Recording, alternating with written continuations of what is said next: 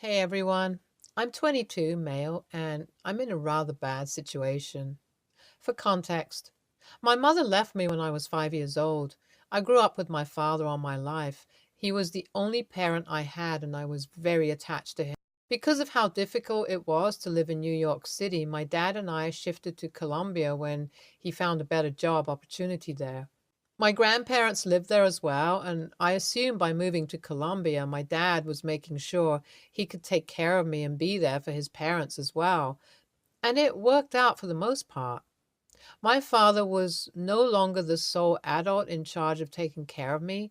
My grandparents were there for me whenever he was unable to be there. My grandmother passed away when I was 16 due to cancer. Since her passing, the whole house was just us three men.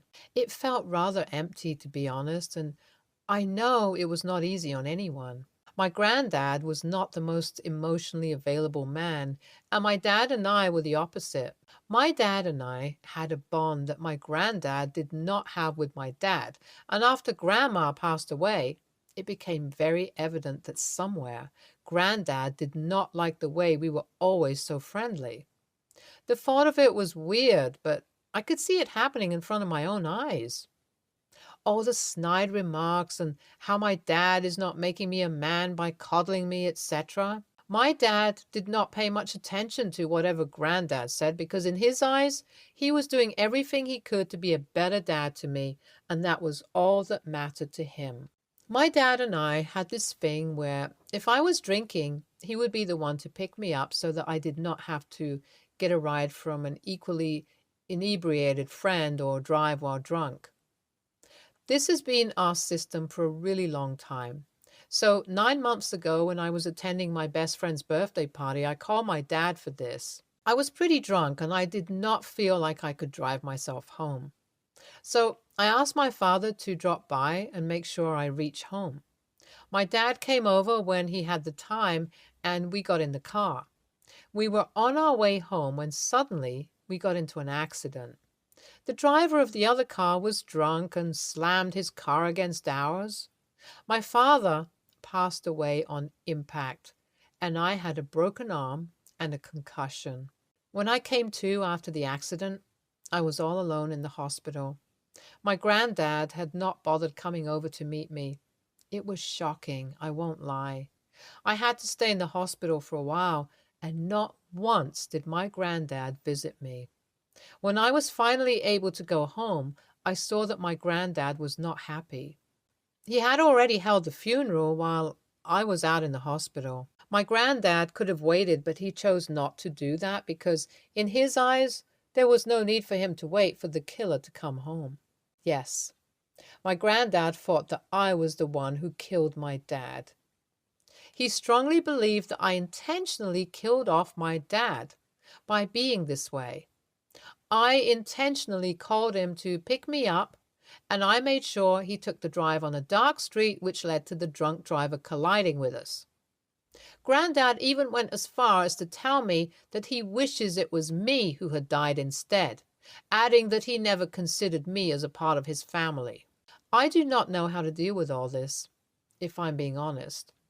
I'm not saying I have always been the best child and the best kid, but I was not expecting my grandfather to say the things that he said. It was overwhelming being told that someone wished for your death. I tried to excuse his words because he lost his son, and I'm sure that this is hard on him as well, but he did not care much about how I felt.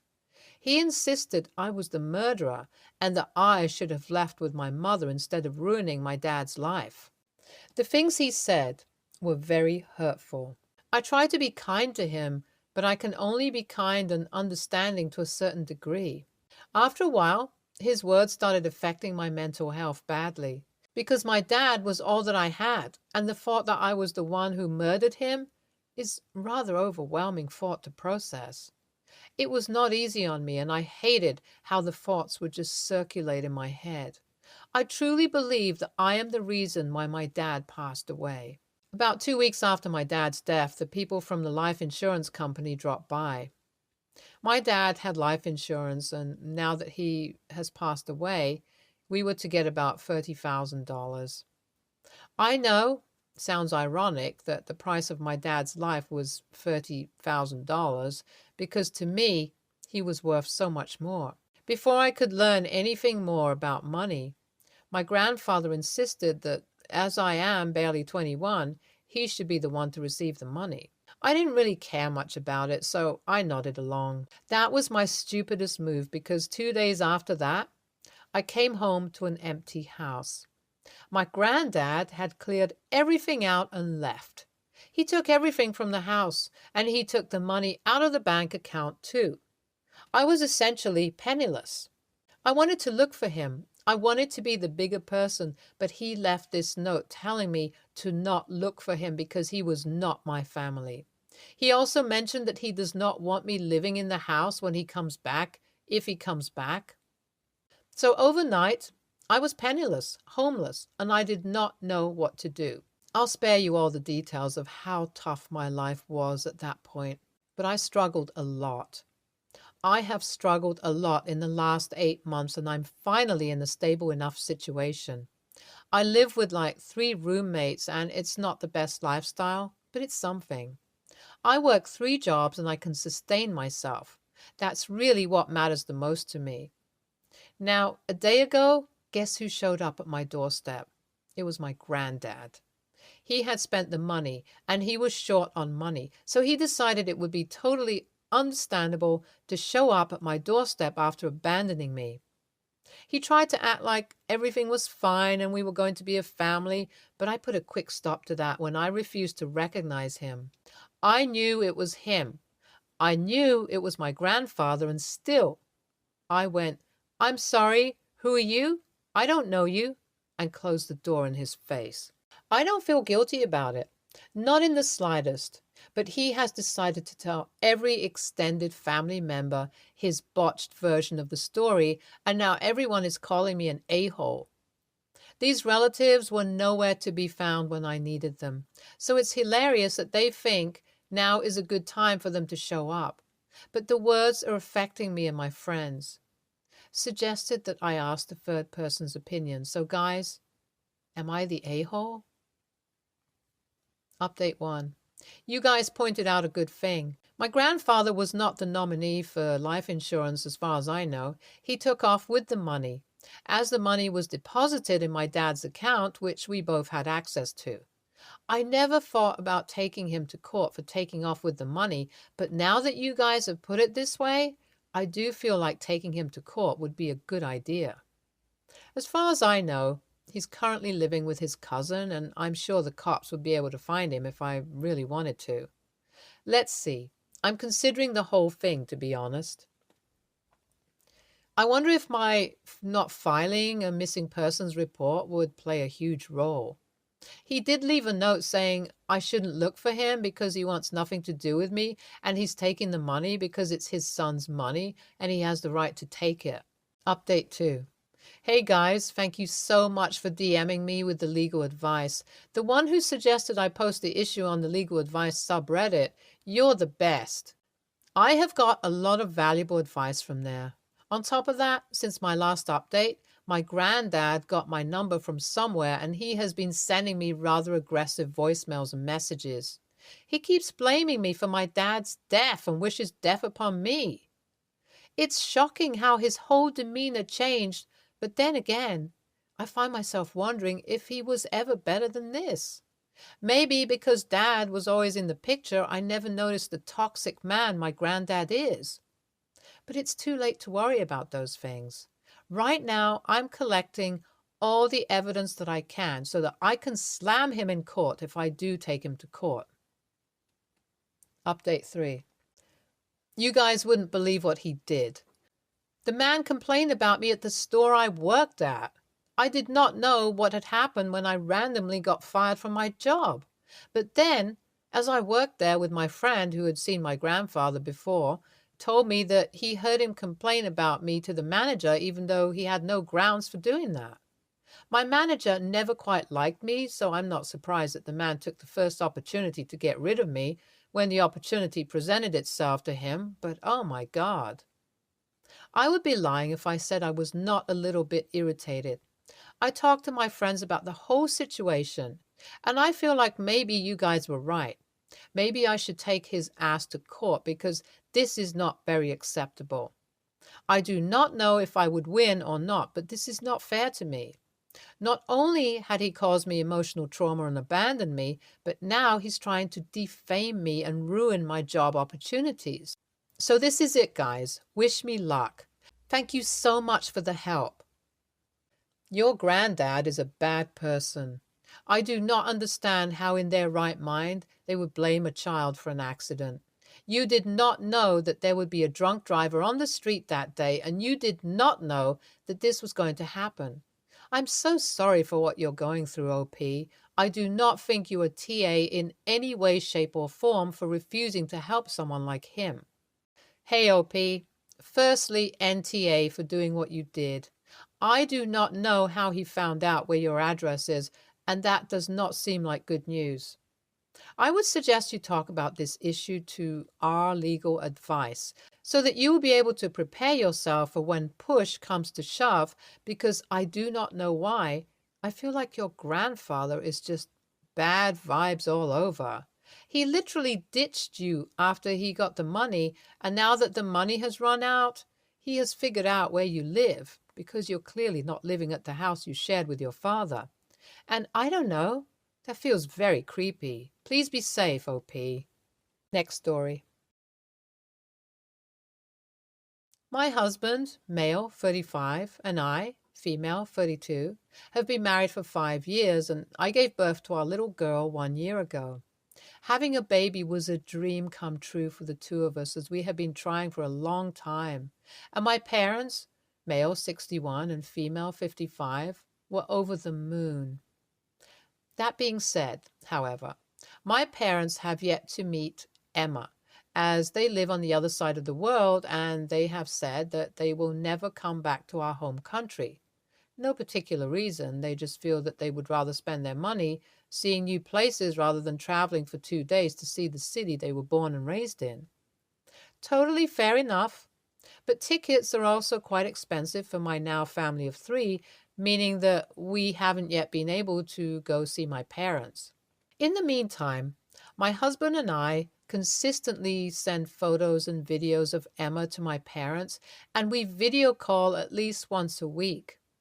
The problem we are facing, though, is that neither my husband nor I want photos of Emma online anywhere, regardless of how shut down anyone's social media is. This is a solid boundary, and we have not had anyone push this except for my mother. My mom posts everything online, and I mean everything. She posts photos, long paragraphs detailing her activities and check-ins on Facebook at least once a day. She claims she's doing it so that she can look back at the memories, function, and be nostalgic. My husband and I have no issue with her posting her own business, but we are quite private people and have had many problems in the past where she posts details about us and our lives, claiming to be proud and wanting to look back. This meant we were crystal clear about photos, details about Emma, and that she would not receive any more information if anything was posted. Well, we recently discovered that she has somehow blocked us from seeing her posts on Facebook. To be honest, we aren't on social media often enough to really notice, and has been posting photos of Emma at least once or twice a week since she was about 8 months old. We discovered this when an aunt sent me a message saying how cute Emma looked in my mom's posts. We were furious, and I immediately called my mom asking what the hell she was doing. My mom said she was proud and wanted to be able to look back on when Emma was so little and that she was doing it out of love. I told my mom that if she ever expects to meet Emma in person, I want all photos to be taken down and she will not be getting any more photos, updates until I feel like I can trust her again. My mom is devastated, and my dad is telling me I am being selfish. My husband agrees with me, but my dad's words really got to me, and I'm wondering if I'm being an a-hole. NTA, If your parents can't respect your wishes on something as simple as not posting pictures online of your child, then they don't deserve any more pictures. Your mother violated your trust. Going as far as blocking you from seeing her posts means she knows what she's doing is wrong on some level, even if she disagrees with your decision. But not wanting photos of your child online is totally valid. You're not being selfish. Your parents are just hurt and saying things instead of thinking about their actions, calling the other out for their actions. Next story. Long story short, my son was recently diagnosed with asthma. He was always coughing prior to his diagnosis, and it took them years to finally figure out what was going on. And it was only after they had a dog day at school that they brought in a local dog shelter for the day and 13 dogs to visit the kids. My son all of a sudden couldn't breathe and was rushed home from school by the school nurse. This is completely against protocol, but I'm really close with the school and the teachers, and she absolutely panicked and just threw him in the vehicle and rushed him home to me. By the time we got to the ER, his oxygen was at 81 and only got better with breathing treatments. They ran a bunch of tests, chest x-rays, blood work, lung and oxygen monitoring, and also ran allergy tests a few days later after finding out his episode was when surrounded by a bunch of dogs. Turns out he has both asthma and an allergy to dog dander, hair. It caused him to have an asthma attack that day at school.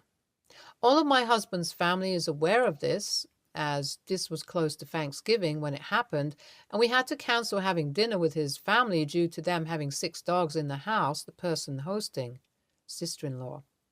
Now my son is actually gone for the day with my mom, and we had invited mother-in-law over for a late lunch. She shows up here with her Rottweiler. I didn't even know at first because she just walks into our home and I happened to be in the bathroom when she walked in. So I came out and the dog wasn't in the kitchen with my mother-in-law.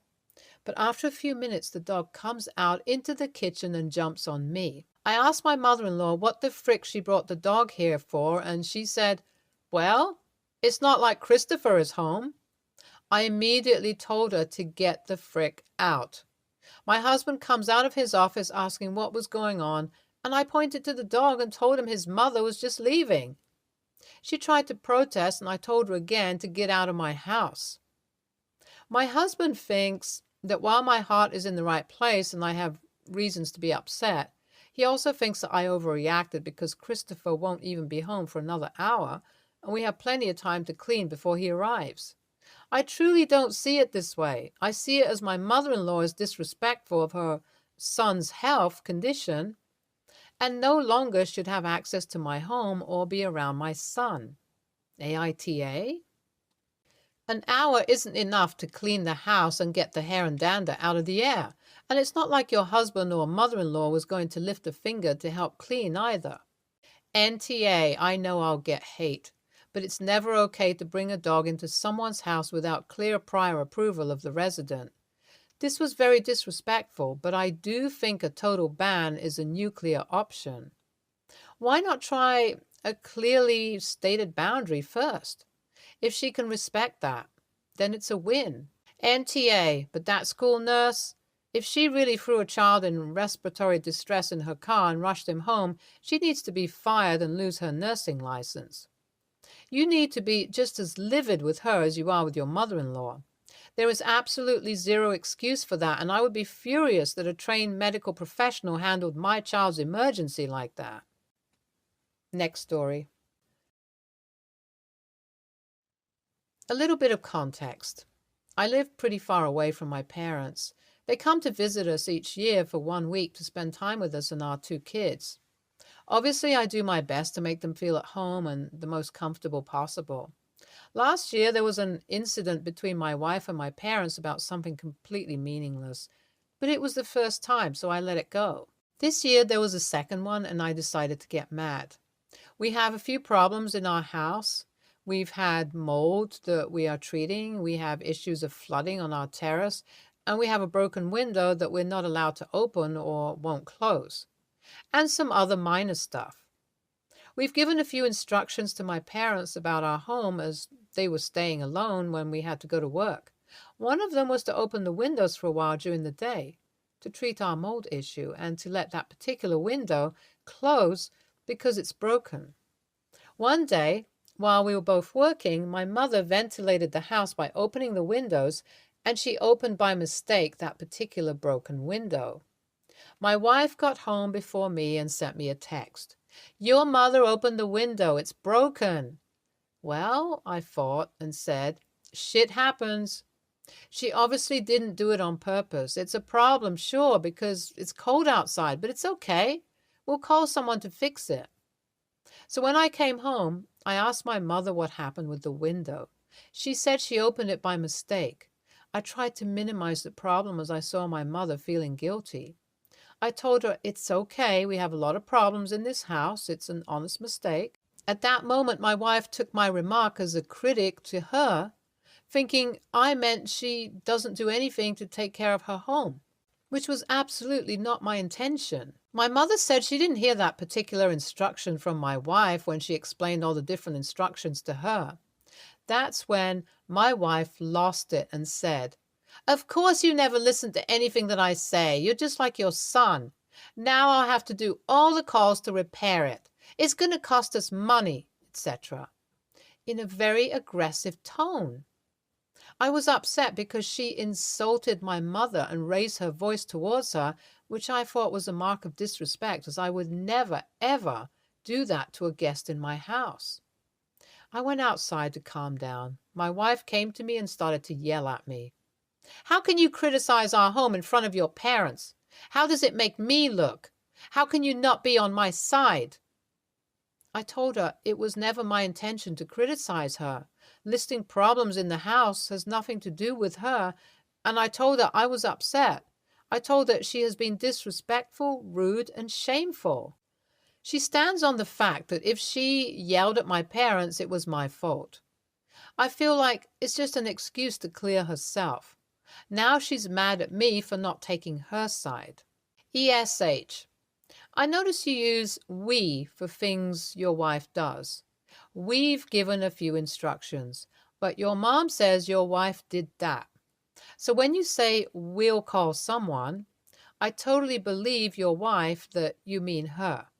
It sounds like she bears a lot of the burden of having your parents visit and trying to make them feel at home and the most comfortable possible. It's not awesome that your wife snapped at you. It's definitely not awesome that your parents visit and all the maintenance issues fall heavily on your wife. You can fix that. Pull your weight, which should be the lion's share when your parents are visiting, and surprise your wife by taking care of all the arrangements to handle the damage your parents caused. YTA. In your post and all your comments, you say we, but it is clearly her that does all the running around. You say things were not fixed due to availability, but you also say you were unemployed for a while, so why didn't you sort it? Doing dishes and groceries is not 50-50 if she does the rest. Oh my God, it isn't even close. If you both work full-time, you need a huge damn wake-up call. You need to sit together and both write a list of the work you do around the house, including the mental load of planning and responsibilities, and then you need to do a hell of a lot more. She is angry and frustrated because you are dropping the ball and throwing her under the bus to your parents, making it sound like it is no big deal to fix the window. It isn't to you, as you won't do it. Stay tuned for more stories from our girl relationships.